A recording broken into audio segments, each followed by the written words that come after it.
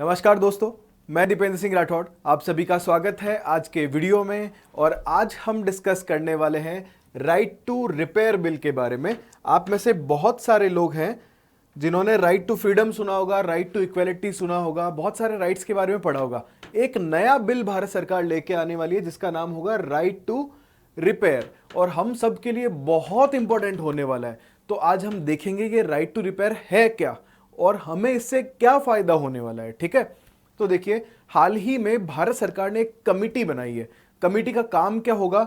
Right to repair का जो bill है उसे लाया जाएगा, तो उसके बारे में क्या क्या किया जा सकता है, कमिटी ये सारी चीजें बना रही है और जल्दी ही ये कानून बन जाने वाला है। अभी हाल फिलहाल कानून नहीं बना है, अभी कमिटी वगैरह सब कुछ रेडी है कानून बनाने के लिए। अभी बिल लाया जाएगा जल्दी ही। ठीक है, तो इस कानून के बाद में होगा क्या, क्या फायदा होने वाला, डिटेल में डिस्कस करेंगे। उससे पहले मैं शॉर्ट में बता देता हूं आपको कि कानून आने के बाद में कंपनीज जो हैं वो पुराना सामान जो है उसकी मरम्मत से मना नहीं कर सकती है। जैसे मान लो आपने कोई फोन लिया, 1 साल उसकी वारंटी थी, लेकिन वारंटी के बाद में 2 या 3 साल बाद में कंपनियां कह देती है कि भाई ये तो मॉडल ही बंद हो गया, हम कहां से लाएं, इसके तो पार्ट्स ही नहीं है, या कोई कार है, कोई एग्रीकल्चरल इक्विपमेंट है, इन सब के बारे में कह देते हैं वो कि ये तो मॉडल पुराना हो गया है, प्रोडक्शन में नहीं है। तो अब जो है कंपनियां ये कह के बच नहीं सकती, क्योंकि रिपेयरिंग जो है वो हमारा राइट बन जाने वाला है। समझ में आ रहा है आपको? अब ये आपका राइट हो जाएगा, अधिकार हो जाएगा बिल आने के बाद में। तो काफी अच्छा मूव है सरकार की तरफ से। अभी हम इसको डिटेल में देखने वाले हैं कि इसके अलावा भाई लाने की जरूरत क्या है, ये भी तो देखेंगे ना। ये नहीं भी कर रहे थे तो क्या बड़ी प्रॉब्लम हो रही थी, तो वो हम डिस्कस करेंगे आज के वीडियो में।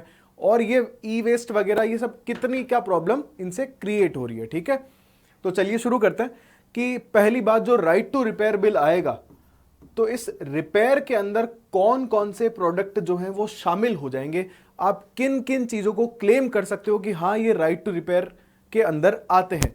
तो फिलहाल के लिए अभी बहुत ज्यादा डिटेल्स तो नहीं आई है, लेकिन जैसा दूसरे देशों में चल रहा है उसी के अकॉर्डिंग भारत में होने वाला है। क्योंकि हम भी जो दूसरे देश हैं जैसे ब्रिटेन है, अमेरिका है, ऑस्ट्रेलिया है, यूरोपियन यूनियन के बहुत सारे देश हैं, उनके देख के ही बिल ला रहे हैं वैसे भी। तो वहां जो चीजें हैं वही यहां होने वाली है। तो आप देखोगे कि इलेक्ट्रॉनिक गुड्स जो है, जैसे आपका टीवी है, मोबाइल है, फ्रिज है, वॉशिंग मशीन है, टेलीफोन है, इस तरीके के जो इलेक्ट्रॉनिक गुड्स है, सबसे पहले तो ये उन्हीं के ऊपर अप्लाई होने वाला है। फिर आपके जो ऑटोमोबाइल में जैसे कार हो गया, बाइक हो गई, इनके बहुत सारे पार्ट हम देखते हैं इलेक्ट्रॉनिक वाले जो आउट ऑफ स्टॉक हो जाते हैं या फिर प्रोडक्शन से ही आउट हो जाते हैं, तो अब कंपनी बच नहीं पाएगी कानून आने के बाद में। और एग्रीकल्चरल इक्विपमेंट्स, किसान जो हैं, जो एग्रीकल्चर में इक्विपमेंट काम में आते हैं, उनमें भी राइट टू रिपेयर लगेगा। ठीक है, तो आई होप आपको ये क्लियर हो गया होगा कि कानून आने के बाद में प्रोडक्ट कौन कौन से उसमें इंक्लूड होने वाले हैं। ओके, अब हम बात करते हैं आगे कि कानून लाया क्यों जा रहा है, क्या जरूरत है। देखो, कानून लाने के पीछे सिंपल सा एक रीजन है, वो है ई वेस्ट। दुनिया भर में जो इलेक्ट्रॉनिक कचरा बढ़ रहा है उस कचरे को कैसे कंट्रोल किया जाए। तो भारत हालांकि इस पे ऐसा नहीं है कि पहली बार यही काम कर रहा है। आपको याद होगा 2016 में ई वेस्ट मैनेजमेंट पॉलिसी आई थी हमारे यहाँ, है ना, हमने ई वेस्ट मैनेजमेंट की बात करी थी। अब ये क्या था इसके अंदर, आप सबने नोटिस किया होगा 2016 के बाद में बहुत सारे, आजकल ऑनलाइन जब हम फोन खरीदते हैं तो आप पाते हो कि लाइक आप एक फोन खरीद रहे हो 25, 30, 40 हजार का जो भी है, तो उसमें एक नीचे ऑफर आता है एक्सचेंज ऑफर, है ना। ये एक्सचेंज ऑफर यहां से शुरुआत हुई है कि आप अपना पुराना फोन जो है वो इनको दे दो, कंपनी वालों को, बदले में वो आपके पुराने फोन की कुछ कीमत आपको देंगे, तो वो आप नए फोन की कीमत से माइनस कर सकते हो। हमने देखा होगा एक्सचेंज ऑफर चलते हैं।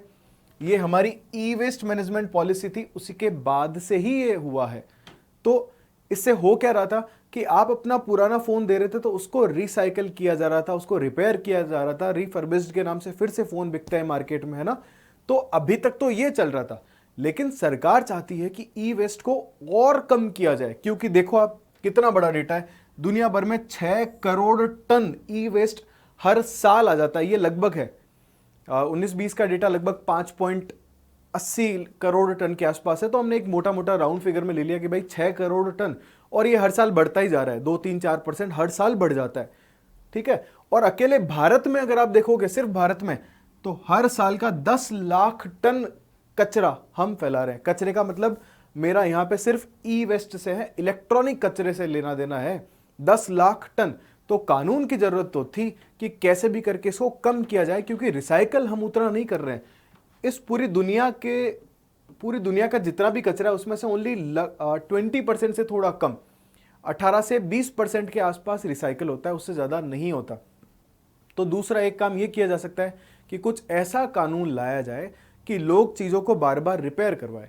भारत जैसे देशों में जहां जीडीपी और हमारी प्रति व्यक्ति आय जो है, पर कैपिटा इनकम इतनी ज्यादा नहीं है कि बार बार हम नई चीजें खरीदें, तो हम कचरा फैलाने से इसको बचा सकते हैं। कुछ फायदे भी होने वाले कि भाई अभी आप देखते हो कि आपको एक फोन लेके गए, अपना फोन पुराना हो गया है, तो वो आपको बोल रहा है कि यार ये तो बंद ही हो गया है, मुझे देखना पड़ेगा, कहीं कुछ मिल जाए, या कहीं मैं दूसरे कंपनी के फोन्स में देखता हूँ आपकी स्क्रीन मिलेगी कि नहीं मिलेगी, कंपनी तो रिप्लेस करती नहीं है। तो आपकी रिपेयरिंग क्या हो जाती थी, बहुत महंगी हो जाती थी।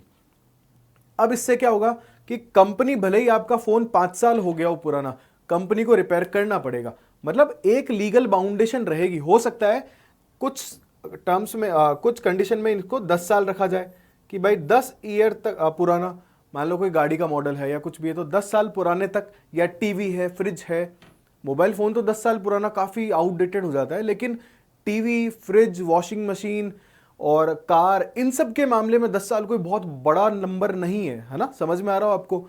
तो अब आगे जाके आपको ये देखने को मिलेगा कि 5 साल 10 साल बाद भी कोई ये क्लेम नहीं कर पाएगा कि नहीं नहीं हमारे पास तो आउट ऑफ प्रोडक्शन हो गया, अलग से बनाना पड़ेगा, बहुत खर्चा आएगा। नहीं, ऐसा नहीं होगा। अब कानून आने के बाद तो रिपेयरिंग सस्ती हो जाएगी। और जब आपको पता है रिपेयरिंग सस्ती हो जाने वाली है, तो आप नई चीज पे क्यों मूव करोगे? हम आज क्या करते हैं कि फोन सही करवाने गए सपोज, या टीवी सही करवाने गए, उसने बोला अरे सर ये इसकी तो ट्यूब आती नहीं है आजकल, ये अलग से मंगवानी पड़ेगी और इसमें खर्चा लगभग 5-7 हज़ार रुपए का है। तो आप सोचते हो यार क्यों ना नई ही ले लूं।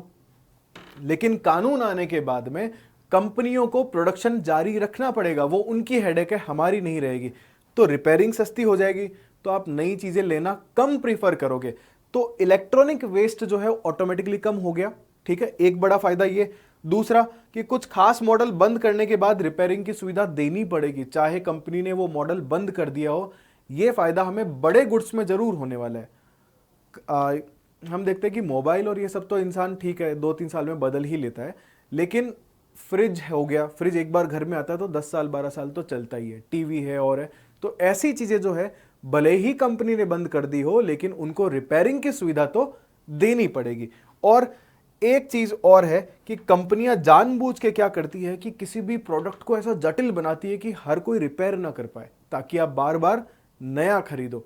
अब वो चीजें खत्म हो जाने वाली है, क्योंकि रिपेयरिंग आपका राइट हो जाने वाला है ना। आपने देखा होगा बहुत सारी चीजें मार्केट में रिपेयर होती ही नहीं है, या कुछ ऐसे स्पेसिफिक चीजें जो एक सिटी में नहीं मिल रहे हैं, या फिर कंपनी बोलती कि नहीं हम तो वारंटी पीरियड के बाद करेंगे नहीं, या कंपनी बहुत ज्यादा महंगा उसको रिपेयर करती है। तो अब आपको उस कानून के तहत क्या होगा कि लीगल बाउंडेशन में आ जाने वाली है कंपनी, चाहे कितना ही पुराना हो जाओ, वो ये कह के बहाना नहीं मार सकती कि यार ये तो ज्यादा पुराना हो गया, हम आपसे ज्यादा पैसे लेंगे। ये नहीं हो पाएगा। और एक जटिल चीजें, उत्पाद को जो जटिल बनाया जाता था, तो कंपनी जानबूझ के अब सिंपल बनाएगी, क्योंकि उनको रिपेयर भी तो खुद को ही देखनी है। पहले जानबूझ के जटिल बनाते थे कि एक बार आउटडेटेड हो जाएगा तो अगला बंदा नया खरीदेगा कि देखो यार इसका तो डिजाइन ही कॉम्प्लेक्स है, बहुत मुश्किल है मिलना, ये वो। तो अब कंपनी क्या करेगी, इतना कॉम्प्लेक्स भी नहीं बनाने वाली। हालांकि कॉम्प्लेक्सिटी तो रखेगी, वो हर कोई कॉपी कर लेगा अदरवाइज तो थोड़ा जटिल तो रखेगी, लेकिन इतना भी नहीं रखेगी कि उसको खुद को ही प्रॉब्लम होने लग जाए आगे चल के, ठीक है। तो प्रोडक्ट जो है उनके ऊपर ऑटोमेटिकली ये चीजें कम होने लग जाएगी। और अल्टीमेटली हम क्या चाहते हैं, ई वेस्ट जो है वो कम हो जाए, इलेक्ट्रॉनिक कचरा जो है वो कम होना चाहिए। तो इसका रिजल्ट आपको आने वाले टाइम में 100% दिखाई देगा। इसमें आप मान के चलिए कि 5% तक कमी हम इस कानून के बाद में एक्सपेक्ट कर सकते हैं कि लगभग 5% की कमी तो डायरेक्टली आ जाएगी नए गुड्स में। ओके, अब क्या भारत ऐसा करने वाला पहला देश है? जी नहीं। हमने शुरुआत में ही कहा था, ऐसा नहीं है। हम ज़्यादातर देखो आज भी है ना, भारतीयों के दिमाग में या फिर सरकारें मान लो, हमारे आज भी कॉलोनियल हैंगओवर है।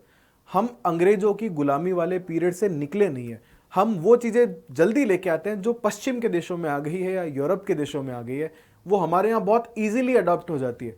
तो हमने भी ये सब वहीं से देख के किया है। तो ऑलरेडी अमेरिका में ये सब कुछ चल रहा है, ऑस्ट्रेलिया में चल रहा है, ब्रिटेन में चल रहा है, यूरोप के कुछ नेशन में चल रहा है, और ऑस्ट्रेलिया इसमें बाकी लोगों से 2-3 कदम आगे। ऑस्ट्रेलिया में क्या है ना कि रिपेयरिंग स्किल्स जो है आपकी, बड़े बड़े एक्सपर्ट बैठ के और शेयर करते हैं ताकि ई वेस्ट जो है कम से कम हो सके, वेस्टेज को और कम किया जा सके। उनकी जो रिपेयरिंग स्किल्स है ना वो शेयर करते हैं वो लोग। ये बाकी के देशों में पॉसिबल नहीं है। अगर बाकी आप देशों को देखोगे तो वहां रिपेयरिंग स्किल्स जो है ना वो शेयर नहीं की जाती है।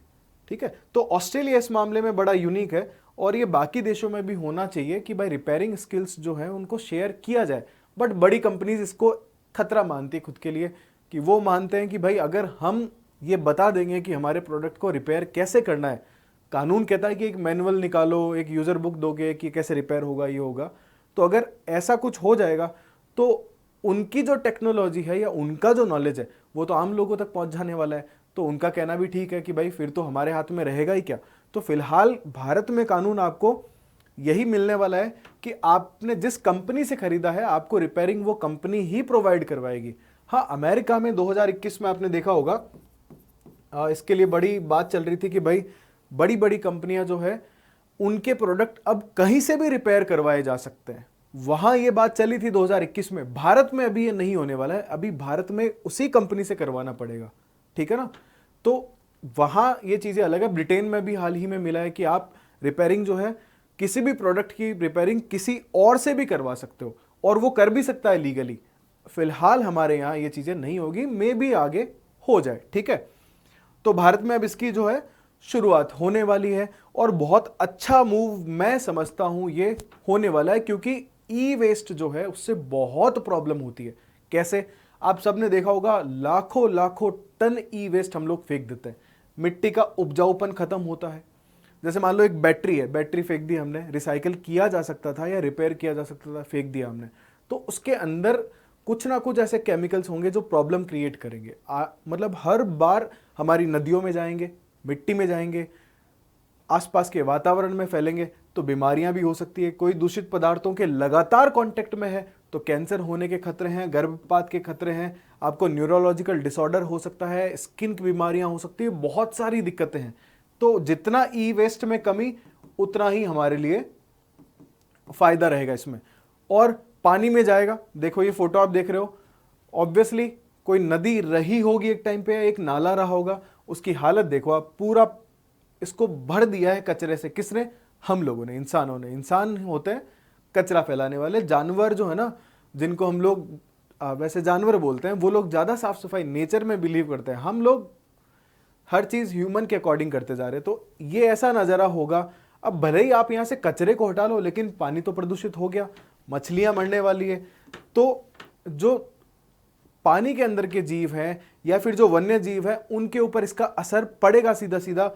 और जल प्रदूषण, वायु प्रदूषण, मिट्टी में जो मृदा में प्रदूषण जो हो रहा है, सॉइल इरोजन वगैरह, सॉरी इरोजन नहीं बोलेंगे, सॉइल पोल्यूशन, ये सब चीजें ई वेस्ट से कई गुना बढ़ जाती है, क्योंकि इनसे बहुत सारा वेस्टेज बाहर निकलता है।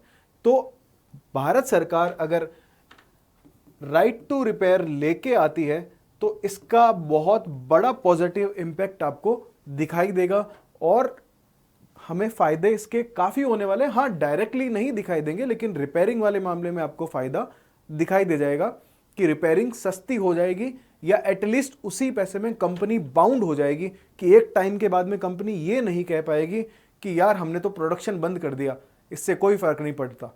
कर दिया होगा, लेकिन एक टाइम लिमिट होगी, उस तक तो उनको अपनी सेवाएं, अपनी सर्विसेज देनी पड़ेगी। ठीक है, तो आपको क्या लगता है, क्या इस कानून में अभी और चीजें लाई जानी चाहिए, खास करके जो राइट टू रिपेयर है कि आप किसी से भी रिपेयर करवा सको, जैसा ब्रिटेन में हो गया है? क्या भारत में भी इस कानून में ये चीजें ऐड हो जानी चाहिए या नहीं होगी? आपको क्या लगता है? आपकी राय कमेंट में जरूर बताइए। प्लस गवर्नमेंट का ये मूव आपको कैसा लगता है? कमेंट बॉक्स में आपको इसके पॉजिटिव्स या नेगेटिव्स आपको बताने हैं, ठीक है। तो जल्दी मिलते हैं ऐसे ही अच्छे टॉपिक के साथ में अगले वीडियो में। तब तक के लिए आप अपना ध्यान रखिए। धन्यवाद। जय हिंद, जय भारत।